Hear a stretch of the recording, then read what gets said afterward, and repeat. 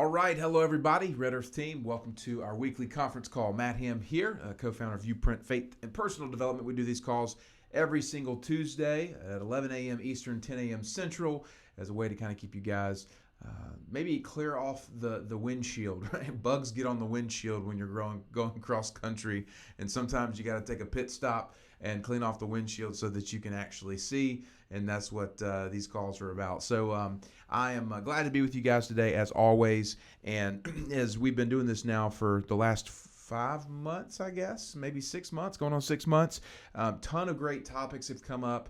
I think we've had the opportunity to walk through a lot of different scenarios, a lot of different topical ideas, a lot of discussion. It's been really good. And I always want to keep that moving in a positive direction. So know that you guys can reach out to me directly. If you have anything you're wrestling, if you have any difficulties, from how to handle rejection or client no's to, how to be better on a front-end presentation, how to overcome mindset challenges, it's all open. So whatever it is you guys want to dive into, don't hesitate to reach out. My email is matt@uprint.life. My phone number is 910-619-4644. Today, I want to talk about how we handle adversity. This is a really, really important topic. It's been something that's very prominent on my mind and heart as of late, because there's a lot of adversity going on in the world around us right now. Not to mention, I'm sure we all have personal issues that we're wrestling with as well. So we've got adversity not only on a global scale, national scale. We've got adversity in our own marriages, possibly, our family relationships, our work relationships, our client relationships. There can be a lot of adversity, and there probably is a lot of adversity right now. But I really believe, and I'm going to say this very clearly, right now, greater than any moment in the history of our lives, I think we have an opportunity to learn, to grow, and to be prepared through this season. This is as an adverse time as I've probably ever experienced, not on a personal level, but certainly on a kind of global community level. And so we are seeing a dynamic shift, if you will, in the atmosphere, in the geography around us. And I think how we respond to adversity is really a key element here. And so this isn't just applied to the situation going on with COVID-19 or all the conversations topically about politics or race issues or school or all that stuff. But that stuff is kind of like fuel on a fire.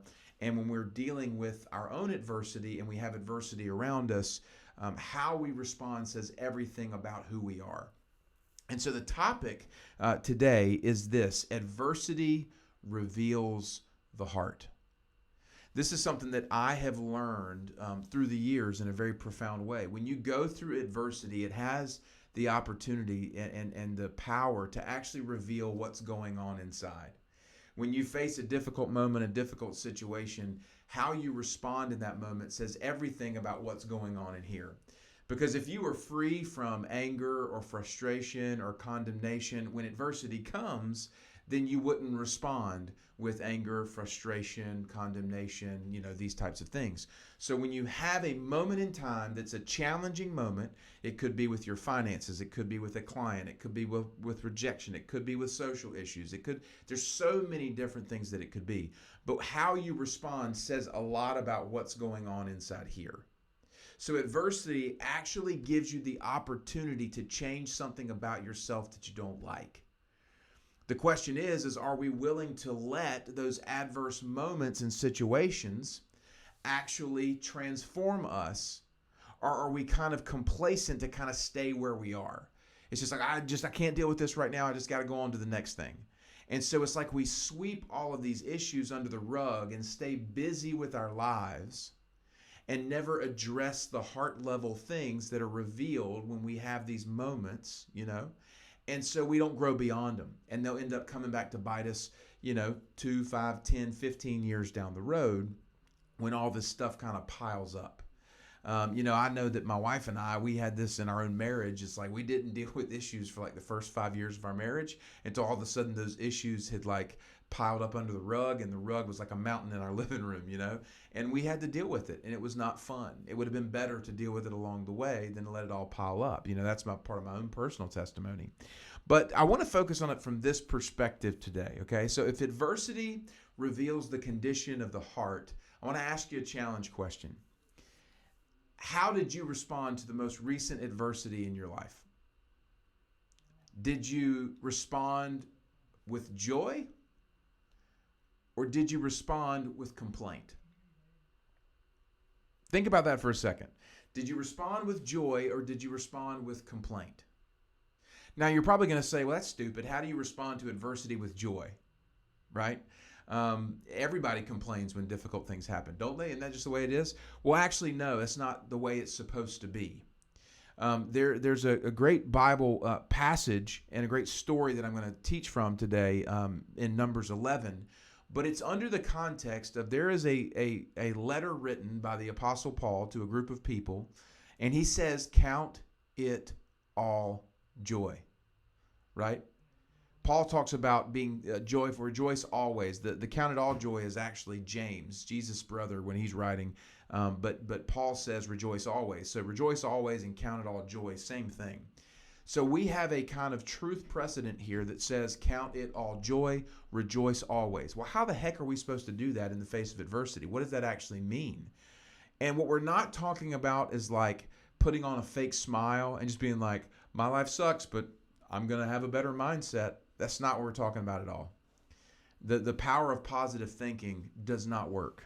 It just doesn't work because it expires. And really what we need to focus on is the heart situation, because the mind is one thing, the heart is another. We can keep the mind free or we can't keep the mind free, like things come into our mind, but we can guard the heart, right? And so there's a different dynamic there. So do you respond in joy or do you respond in complaint? And if you're responding in complaint, I would challenge you that the adversity is actually revealing that God wants to do something in your heart to bring about more joy. That's kind of the challenge point today, is if you're responding with frustration or complaint, it's because God is trying to perfect you, work on you through that process so you can actually be more free and live with more joy, even in the face of adversity. Okay? So I'm going to read this passage from Numbers 11 here. And this is one of my favorite passages, and I think it is so applicable right now for the world. I wish the world would listen, but I can't make them do that, right? All I can do is speak, and you have to let it be on them to listen or not. So this is Numbers 11. A little bit of context here. Old Testament, God's people, right, the Israelites, were in captivity in Egypt for 400 years. They were enslaved in Egypt for 400 years, and God freed them from Egyptian captivity through Moses, right? We've seen the story, the plagues and all that, and then the Red Sea parts, and his people go through. We know the story, but that's what's happened here. God's people had been freed from captivity by Moses, and now they're in the wilderness trying to kind of figure out where to from here. And I love this. And the people complained in the hearing of the Lord about their misfortunes. You've just been freed from prison. You've just been freed from 400 years of oppression, and you're complaining about your misfortunes. Right? It seems kind of ironic, but that's actually how it works. Is there's all this good stuff in our life that's going on, but we're going to complain about all the stuff there's all the stuff that's going right in our life, but we're going to complain about everything that's wrong. And so I want to give you guys a quick point here. We have to learn to focus on what is good with our life. Another way of saying it is what God is doing in our life, instead of focusing on what is wrong and what God's not doing.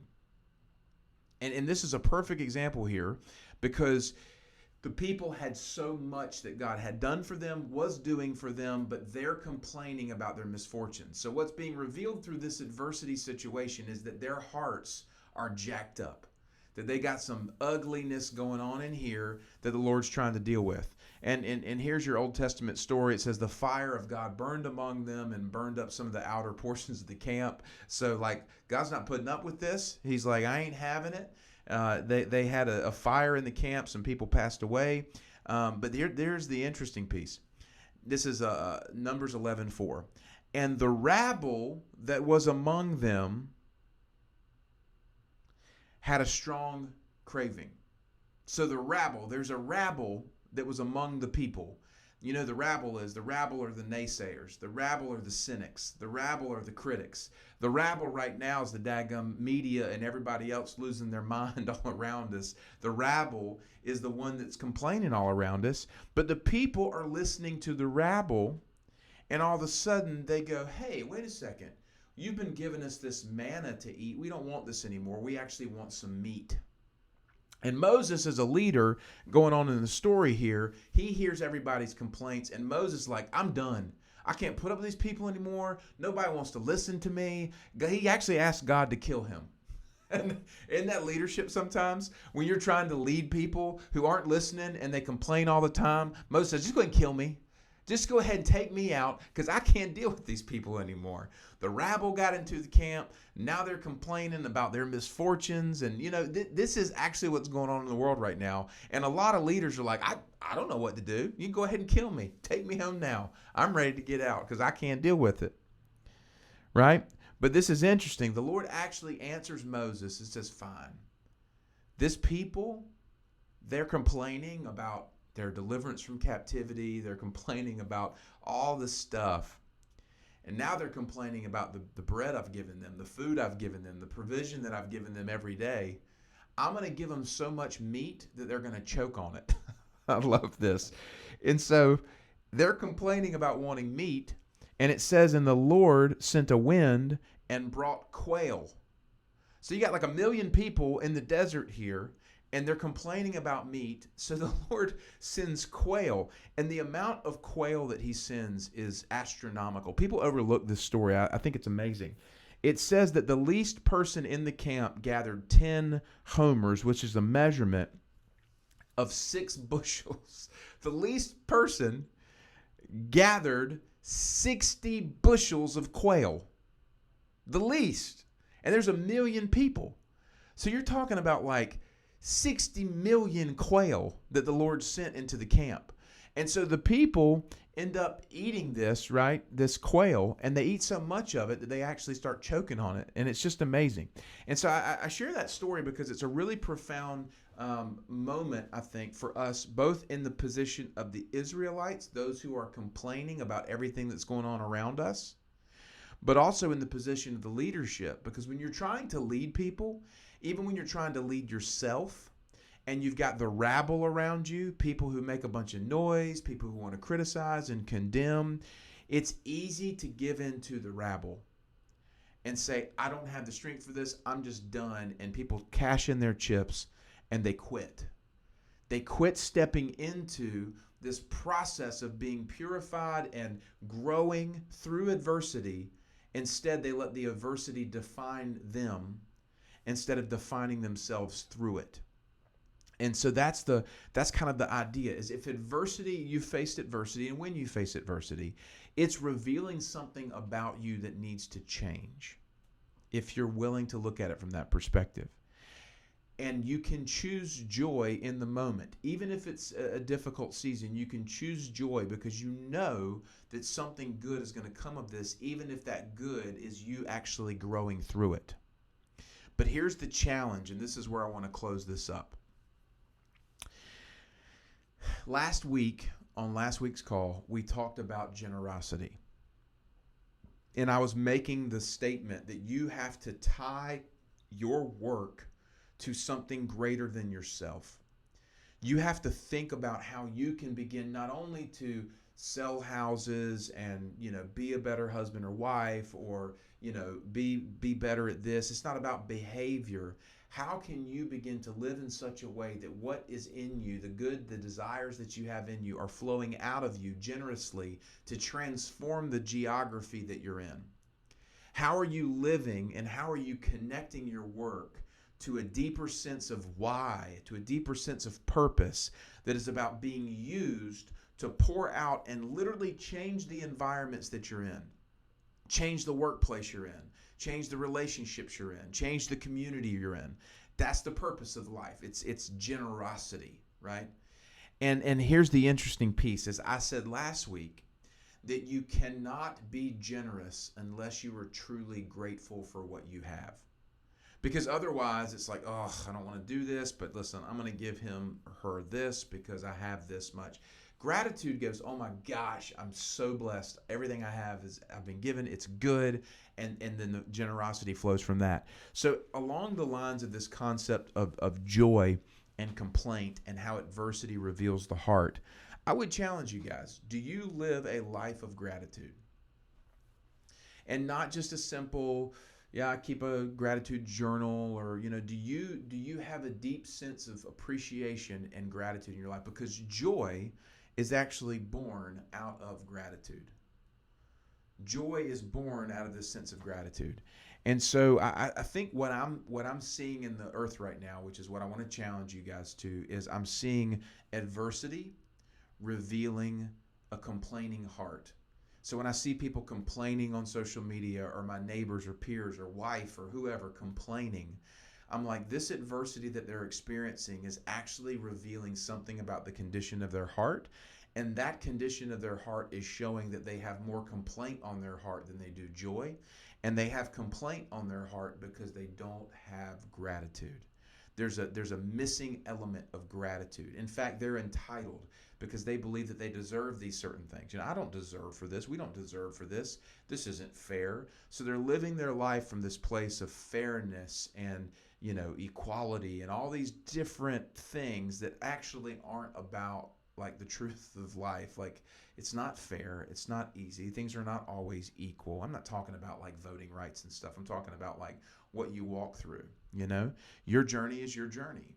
And so you have to learn to be grateful for that. So when you can learn to respond and have a grateful heart and a grateful life and a grateful mindset, it begins to produce joy, so that when you face adversity, that adversity transforms you into more joy and more gratitude, not into a season or a sense of complaint. Because here's the deal.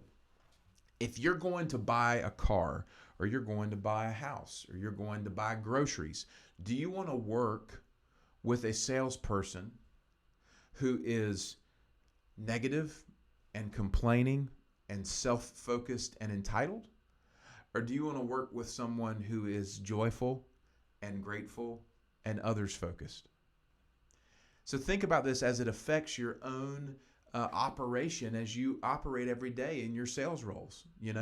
This all trickles downhill. So somebody says, how do you get more sales? Well, run better Facebook ads and be better on your phone. I'd say, actually have more joy in your life. If you have more joy in your life and you're a joyful person and you're a grateful person, you're going to attract that in your life. Right? In this kind of law of attraction, you can go down that path and all that stuff. What I'm saying is I just really want to challenge you guys, is the adversity that you're experiencing right now, what's it revealing about your heart? And I press in a little bit to say, hey, think about living with more joy. Think about owning more of your joy. Think about taking your complaint and setting it aside. Think about shifting your mindset to a mindset of gratitude and only allowing the gratitude to come into your heart. That's what produces the joy. And that makes you a better, more holistic asset to the earth than someone who just likes to complain or gets down or frustrated or walks into stuff. So this is an active battle that we fight. You guys fight it every day. I fight it every day. We have to fight this battle better. And so that's why we have to begin to own this stuff and walk through and think through how we're responding to the adversity and difficulty in our lives, because you can respond in a way that lets you live with more joy and gratitude. And I think that just makes you overall better prepared to live out the purpose of why you're here. So that's it for today's thoughts. I appreciate everybody who's watching this on replay. Reach out if you guys have any questions. Would love to walk through this one-to-one. Again, Matt Ham, Matt at uprint.life. Phone number is 910-619-4644. You guys have a great day.